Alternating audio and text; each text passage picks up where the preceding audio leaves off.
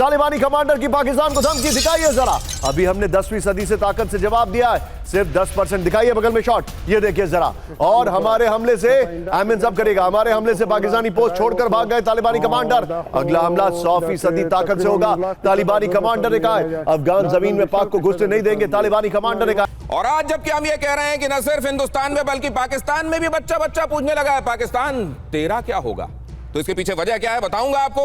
मेरे साथ होंगे वो मेहमान जो थ्रेडबेयर एनालिसिस से आपको ये बताएंगे कि पाकिस्तान अब इंप्लोजन के कितने करीब है और कितनी जल्दी उसके टुकड़े आपको वजूद में आते हुए दिखाई देंगे। लेकिन सबसे पहले दिखाता हूं आपको ये खबर और उसके साथ की ये तस्वीर, जिसको आप सामने देखने के बाद समझ जाएंगे जो मैं कह रहा हूं वो क्यों कह रहा हूं। जरा देखिए क्या चल रहा है पाकिस्तान में किस तरीके से अब मुनीर का गेम ओवर होता हुआ दिखाई दे रहा है, आपको दिखाता हूं। पहले यह ब्रेकिंग देखिए, पाकिस्तान पर अफगानिस्तान का भीषण हमला। दिखाइए जरा ये ब्रेकिंग। अफगानिस्तान की सेना ने पाकिस्तान की सेना की चौकियां ध्वस्त की। अफगानिस्तान की ताबड़तोड़ फायरिंग, ये देखिए जरा फायरिंग देखिए, इसको आप साउंड करके दिखाइए, फुल फ्रेम दिखाइए और वहां की स्थितियां कैसी हमारे दर्शकों को पता लगने दीजिए। ये अफगानिस्तान की तरफ से पाकिस्तान पर हुआ हमला है, जरा देखिए ये कितना भीषण है, कितना तीव्र है हमला, इसकी तीव्रता को महसूस कीजिए। और मैं आपको आगे बताऊंगा हमारे पुरखे क्यों कहते हैं बोए पेड़ बबूल का तो आम कहां से होए।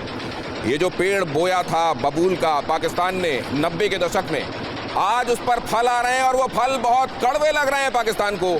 ऐसा क्यों हुआ है ये मैं आपको बताऊंगा। आगे बढ़ने से पहले आपको ये भी बता दूं, मेरे साथ यहां चर्चा के लिए मेजर गौरव आर्य और कोमोडोर बहल जुड़ चुके हैं। बहुत स्वागत है सर। यस बहल साहब और मेजर गौरव आर्य, आपका बहुत स्वागत है। लेकिन इससे पहले कि उनके पास जाऊं, अगली खबर आपको दिखा देता हूं। अफगानिस्तान की सेना के हमलों से दहला पाकिस्तान, अपनी पोस्ट छोड़कर भागी पाकिस्तानी सेना।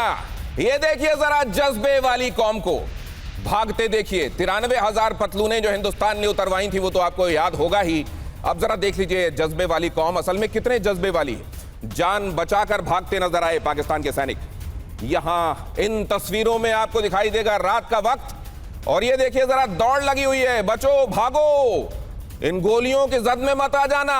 और कोई बड़ी बात नहीं है, इनका कमांडर पहले यह ऑर्डर देने के बाद खुद वहां से रफू चक्कर हुआ हो और उसके बाद ये पीछे पीछे भाग रहे हैं। इनकी हालत आपने देख ली। इन तीनों तस्वीरों पर तफसील से आपके साथ बातचीत करेंगे। पहले ये तीसरी तस्वीर देख लीजिए जरा कौन सी है। अफगानिस्तान का पाकिस्तानी सेना पर जवाबी हमला।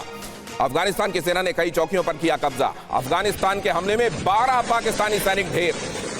12 तो कम करके बताया जा रहा है, असल में 50 से ज्यादा हैं, 60 के आसपास बताए जा रहे हैं जो हलाक हो गए हैं पाकिस्तानी सैनिक अफगानिस्तान के इस गोलाबारी में।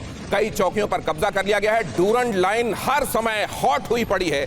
हालांकि ये बात और है कि इस समय कदरन वहां शांति का बोलबाला बताया जा रहा है। और ये शांति किस लिए? क्योंकि सऊदी अरब प्रेशराइज कर रहा था, क्योंकि कतर प्रेशराइज कर रहा था, और कहा जा रहा है कि ईरान ने भी ये कहा कि पाकिस्तान तालिबान से पंगा मत लो। कोई भी पाकिस्तान की तरफ से नहीं खड़ा हुआ है, कोई भी पाकिस्तान की तरफ से तालिबान को उंगलियां नहीं दिखा रहा है।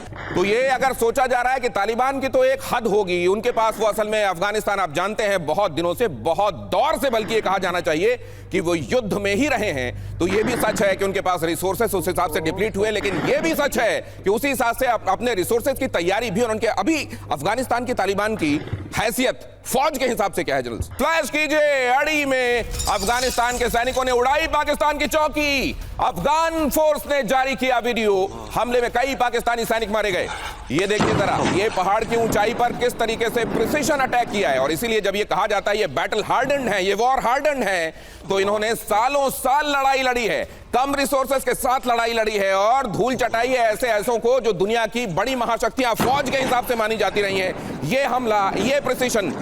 मेजर गौरव, ये गिरा मोटर शेल है ये। हाँ, ये खड़े हुए थे यहाँ पे पाकिस्तानी फौजी, बिल्कुल इनके सर। और आइए ना, ये करीब ला देता हूं मैं, जरा ये बताइए, ये दोनों खड़े हुए हैं, अक्स नजर आ रही है, क्लोज कीजिए इस जगह। हाँ, और ये जगह, इस जगह रोकिए भी प्लीज। हाँ, ये तो अब धुआं उड़ रहा है सर, अब तो धुआं उड़ चुका। अब रिप्ले करूंगा तब आएंगे वो दोनों, फिर बताइएगा आप जरा।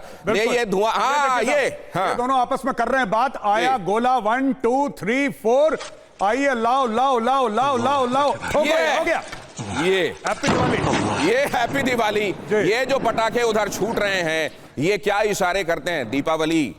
मुस्तकबिल के बारे में भी बताती है। भगवान राम जब लौटे थे तो लोगों ने दिया जलाकर, और पता नहीं उस जमाने में आतिशबाजी कितनी थी, लेकिन आतिशबाजी के साथ स्वागत किया था। लेकिन यहां आतिशबाजी कुछ और है, दिवाली के आसपास हो रही है, लेकिन पाकिस्तान का मुस्तकबिल इसी धुएं की तरह काला है, ये बता रही है अगली खबर। देखिए, तालिबान का जन्मदाता पाकिस्तान, सोवियत अफगान युद्ध के दौरान कैसे यह शुरुआत हुई थी, अब जरा यह देखिए। अब यह पूरी कहानी समझिए, तालिबान शुरू कहां से हुआ। आज तालिबान पाकिस्तान के खिलाफ खड़ा हुआ है, लेकिन यह कैसे पेड़, इस बीज की शुरुआत कैसे हुई थी, पाकिस्तान कैसे इसके समर्थन में खड़ा हुआ था, और आज कैसे यह गले की हड्डी बन गया है पाकिस्तान के। आईएसआई ने मुजाहिदीन तैयार किए थे, आईएसआई ने हथियार दिए, ट्रेनिंग दी, ठिकाने दिए। 1994 में कंधार के पास तालिबान की नींव रखी गई, मुल्ला मोहम्मद उमर ने तालिबान की नींव रखी। अफगानिस्तान में अपने पक्ष की सरकार चाहता था पाकिस्तान, इसलिए इनको तैयार किया गया था। तालिबान को इस्लामिक स्टूडेंट्स मूवमेंट बताया गया था। तालिबान को पाकिस्तान ने वैधता, लेजिटिमेसी दिलाने की कोशिश भी की। 1996 में तालिबान ने काबुल पर कब्जा किया, पाकिस्तान, सऊदी अरब और यूएई ने इसको मान्यता दी। 2001 में पाकिस्तान ने तालिबान को शरण और पुनर्गठन का मौका दिया। लेकिन आज वही तालिबान पाकिस्तान को कह रहा है कि अब जिस वजूद, जिसको तुमने अपना रेजन डेट्रे बनाया, जिस पर तुम खड़े हुए हो, असल में वो जमीन में हम तुम्हारे नीचे से खींच लेंगे। इसकी वजह क्या है? इसकी वजह ये आगे मैं आपको बताने वाला हूं, किस तरीके से वो जिसको स्ट्रेटेजिक डेप्थ कहते थे, अब उनके लिए डेथ साबित होने वाली है पाकिस्तान के लिए। लेकिन कमोडोर बहल, ये तो शुरुआत बड़ी कुर्बत के साथ हुई थी, बिल्कुल सही। आज कहां पहुंच गया? कहां? देखिए, 1893 के अंदर मॉर्टिमर डुरैंड जो थे, उन्होंने डुरैंड लाइन बनाई थी। ये ब्रिटिश सिविल सर्वेंट थे, लेकिन आज तक अफगानिस्तान ने उसको पाकिस्तान और अफगानिस्तान के बीच की रेखा वो डुरैंड लाइन वो मानता नहीं है अफगानिस्तान, मानता। और ना ही टीटीपी मानता है, क्योंकि पश्तूनों का जो मेजर लैंड है वो तो खैबर पख्तूनख्वा में है। और खैबर पख्तूनख्वा का नाम पहले पश्तूनिस्तान रखना चाहते थे पाकिस्तानी, लेकिन इसलिए नहीं रखा क्योंकि बलूचिस्तान वाला हाल हो जाएगा, लेकिन वो तो वैसे भी हो गया। और आज उनका ऐसा बुरा हाल है कि पिछले साल 1000 पाकिस्तानी सोल्जर्स मारे गए थे, और इस साल अब तक 900 मारे गए हैं खैबर पख्तूनख्वा। लेकिन सर, ये तस्वीर, ये तो देख कर मेरा दिल ही नहीं भरता। दौड़ा भागा सा इसमें जो हम दिखा रहे हैं, इनकी जमीन कम पड़ रही है। मुनीर भी कहते हैं पाकिस्तान में है नहीं सर, बाहर गया हुआ है। नहीं, जब भी नहीं, अगर आप शहबाज शरीफ के साथ नत्थी होके खुद जाते हैं, बल्कि उसको ले जाते हैं अपने साथ दुनिया भर में, ऐसे आग लगी हुई है आपके मुल्क में, आप बाहर हैं। अच्छा, गणेश भाई, एक बात बताइए, मैं आपसे पूछता हूं, ये जो इनकी डील हुई थी सऊदी अरब के साथ, सऊदी अरब है कहां? ये हुआ था ना, अगर सऊदी पे हमला तो पाकिस्तान पे हमला, और पाकिस्तान पे हमला तो सऊदी पे हमला माना जाएगा। अब सऊदी अरब कहां है? मुझको लगता है वो रोल करके कहीं रखी हुई है सर, वो डील जो है उसको रोल करके किसी ड्रॉर में रखा गया है। उधर आपको मालूम है क्या हो रहा है खैबर पख्तूनख्वा में? टीएलपी क्या कर रहा है? तहरीक लब्बैक पाकिस्तान। जरा देखिए, क्योंकि एक तरफ देश के अंदर तहरीक लब्बैक का विरोध प्रदर्शन जारी है और सरकार और मुनीर के सिस्टम को सबसे बड़ा चैलेंज दिया गया है। दूसरी तरफ डूरंड लाइन पर तालिबान से भीषण संघर्ष हो रहा है। तीसरी तरफ बलूचिस्तान के विद्रोहियों की बगावत पाकिस्तान के लिए सबसे बड़ी आफत है। खैबर पख्तूनख्वा में टीटीपी ने मुनीर की हालत खराब कर दी है, यानी अगर कहा जाए तो मुनीर की जड़ें अब उखाड़ फेंकने के लिए आखिरी कील ठोक दी गई है, और वो दिन दूर नहीं जब पाकिस्तान टुकड़े टुकड़े हो जाएगा और इसका जिम्मेदार होगा पाकिस्तान का जनरल डेथ, यानी मुनीर। ये इनकी जिसको कहा जाता है वैसे कि असल में इनका हनीमून टाइम, ये तो बड़ी जल्दी इनके साथ उल्टी गिनती शुरू हो गई। नहीं, बिल्कुल, और इनकी झूठी करतूतें हैं। इन्होंने एक चुनी हुई सरकार को निकाला, पहली चीज। दूसरी चीज, इन्होंने अपने फायदे के लिए अमेरिका से हाथ मिलाया। क्या पहली बार तहरीक तालिबान पाकिस्तान अटैक कर रहा था? पाकिस्तान वो 1000 से ज्यादा हमले कर चुका है, 1000 से ज्यादा हमले। इन्होंने कभी एयर स्ट्राइक नहीं करी काबुल पे। आज क्यों करी? क्योंकि डोनाल्ड ट्रंप को बगराम एयरबेस चाहिए। ये दिखाना चाहते हैं अपनी वफादारी। जो इन्होंने लंच करा था ना दिनेश, व्हाइट हाउस पे, ये जो आप स्क्रीन पे देख रहे हैं भागते हुए पाकिस्तानी, ये उस लंच का बिल है।